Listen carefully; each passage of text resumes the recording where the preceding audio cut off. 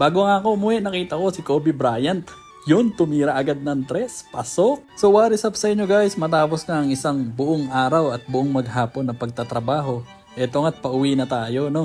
Pero bago tayo umuwi, syempre susunduin muna natin si Bossing kasi baka magalit yun at mahirapan umuwi. Bago nga ako umuwi, nakita ko si Kobe Bryant. Yun, tumira agad ng 3, pasok. Napakalupit nun, no guys? Kaya ayan, tuloy muna tayo ng biyahe. At binibilisan ko na nga rin pala yung pagdadrive dito guys, no? Kasi napakabilis din ng biyahe ni Mrs. hanggang papunta sa aming tagpuan. Kaya iniiwasan kong mauna siya dahil panigurado kapag nauna siya at nagantay, yari na naman ako. Mabuti na nga lang at lagi akong nakahandang maging siomay sa tuwing tutuyuin yung asawa ko. At eto na nga, nasa EDSA na tayo guys. Nakakita pa tayo ng nakadominar din kagaya ng motor natin. Dominar din si Bossing, oh. Version 1 ng Dominar. At ayun nga, nung magkaroon ako ng pagkakataon na makauna sa kasama nating nakadominar din, bumusina naman ako.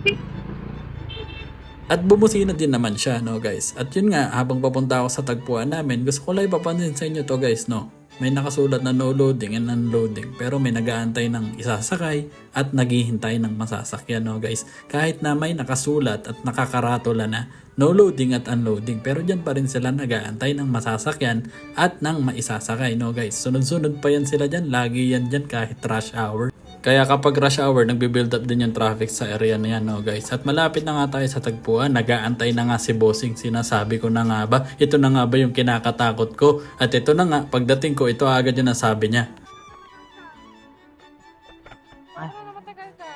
Di naman eh. Hi. Pero syempre, joke lang yun, hindi galit yung misis ko. Takot lang niya sa akin. Ay mali, takot ko lang pala sa kanya. At yun na nga, pauwi na nga kami. Bago kami umuwi, sabi niya ay magwi-withdraw daw muna siya dito sa may land bank sa may Mindanao Avenue. Sana all may nawi-withdraw pa, no? Iba pala talaga kapag ikaw yung may hawak ng kaban ng bayan. Paldo-paldo ka talaga eh, no? Pero joke lang, ito talaga yung pangsangyup namin guys. Kasi itong video na to, na-shoot, bago namin i-shoot yung shoot namin sa Sangyupsal sa may Saranay. So yun, nagka-shoot-shootan na nga, no guys. So yun, biyahe lang kami dito sa may Mindanao Avenue. Pauwi na rin kami nito. Ay hindi, kakain pala muna kami. Ano ba talagang gagawin namin dito, no guys? At ayun na nga guys, malapit-lapit na nga kami sa pupuntahan namin dito. Wala naman kayong magandang napala dito sa video na to. Sinayang ko lang talaga yung ilang minuto ng buhay ninyo. At syempre gusto ko lang din ipakita sa inyo si Kobe Bryant kanina, no guys. Kaya sana wag na kayong magtataka guys kung anong nangyayari sa mga parcel ninyo. Kung bakit basag-basag o di kaya ay may damage kapag dumarating sa inyo.